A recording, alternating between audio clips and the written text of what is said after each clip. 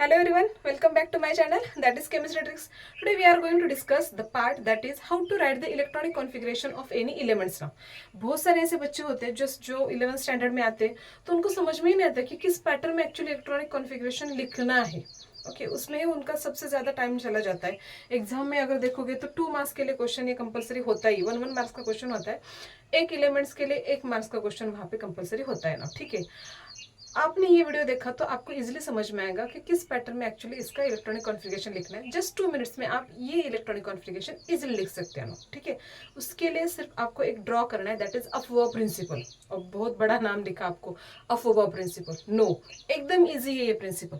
देखो आपको क्या करना है, how many periods are present, 7 periods present है. बराबर है, पीरियोडिक टेबल में कितने प्रेजेंट होते हैं पीरियड्स, दैट इज 7 पीरियड्स ना. ठीक है, so you have to just draw the 7 periods, that is 1 2 3 4.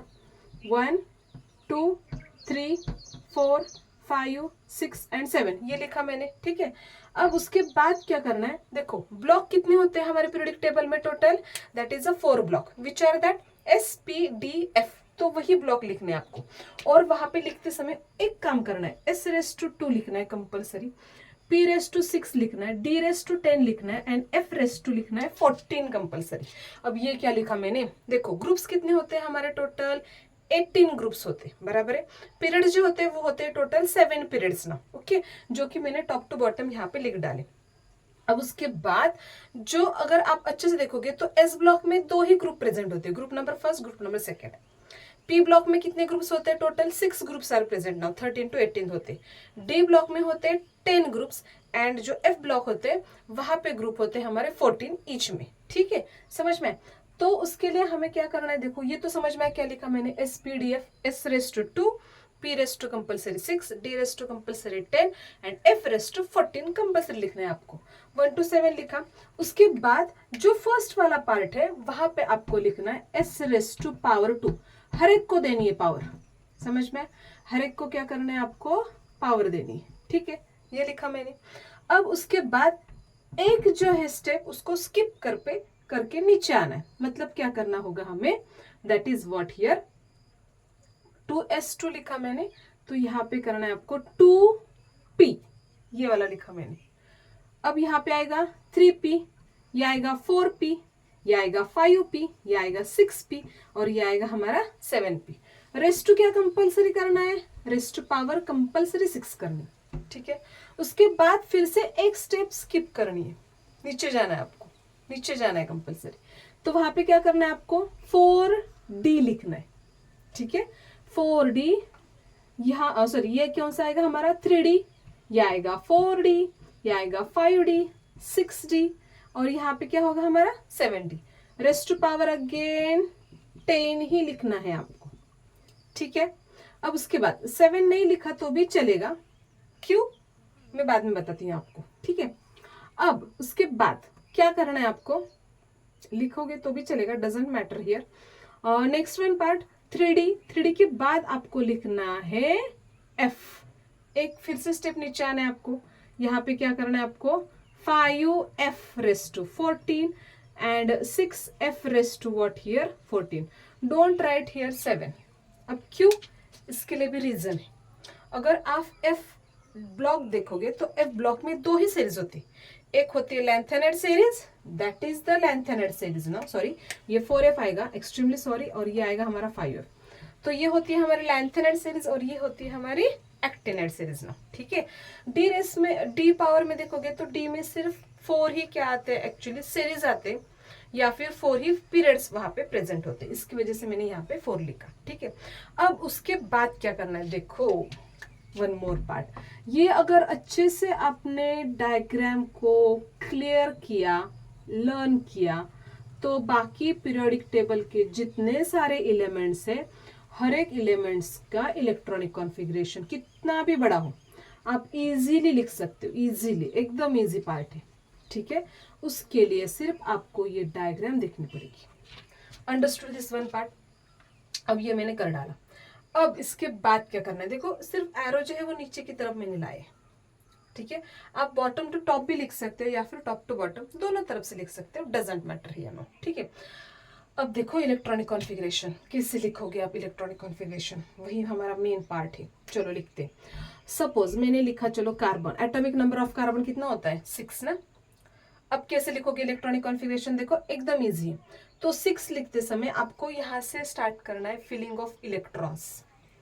Atomic number का मतलब क्या होता है, that is number of electrons. तो इन शॉर्ट कार्बन में कितने नंबर ऑफ इलेक्ट्रॉन्स हो गए, 6 नंबर ऑफ इलेक्ट्रॉन्स हो गए। तो यहाँ पे तो 2 लिखे, तो चलो पहले लिखते हैं 1s2, 2 कंप्लीट किया मैंने।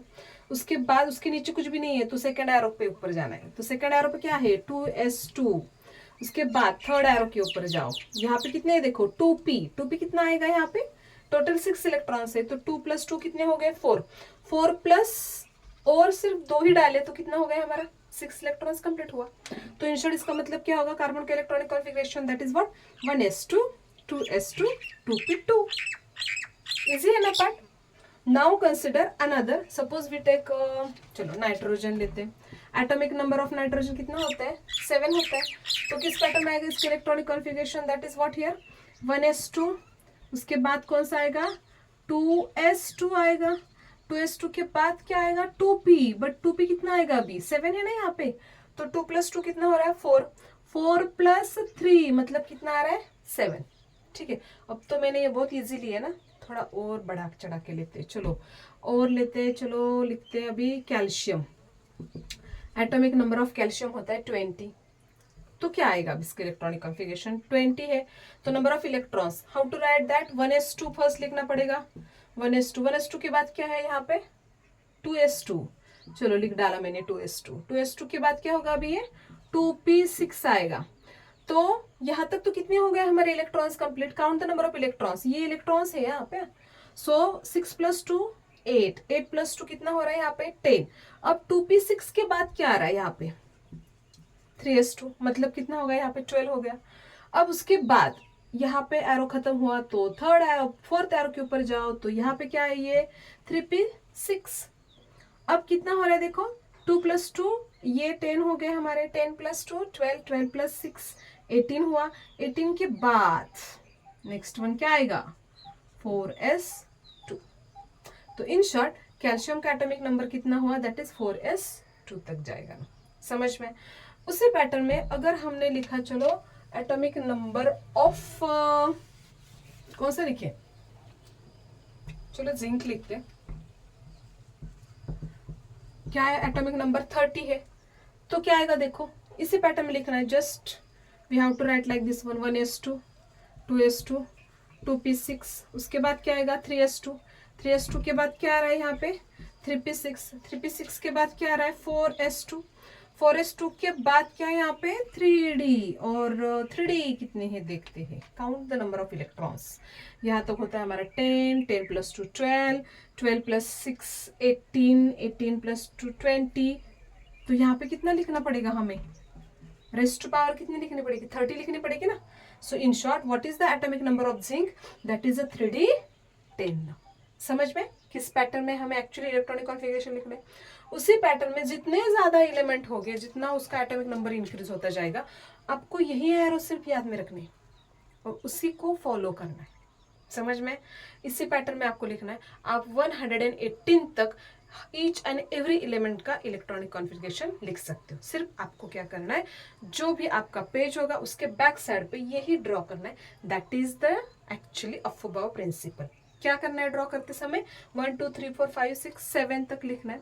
उसके बाद पहला तो एस लिखना है, SPDF, s^2 p^6 d^10 f^14। ये यहाँ पे आपको कंपलसरी लिखना है, ठीक है। उसके बाद एक एक स्टेप नीचे आना है आपको कंपलसरी। मतलब 1s लिखा तो यहाँ पे 1p नहीं आएगा, वो 2p आएगा। 2p लिखा तो 3d आएगा, नॉट 3p, समझ में। और उसके बाद क्या करना है, यहाँ पे 4f लिखना है, समझ में। इसी पैटर्न में आपको नीचे नीचे आते जाना है, ओके, अंडरस्टैंड। अगर मेरे आपको वीडियो अच्छे लग रहे हो तो प्लीज प्लीज प्लीज मेरे चैनल को लाइक करो, शेयर करो एंड सब्सक्राइब करो ना, ओके। Thank you.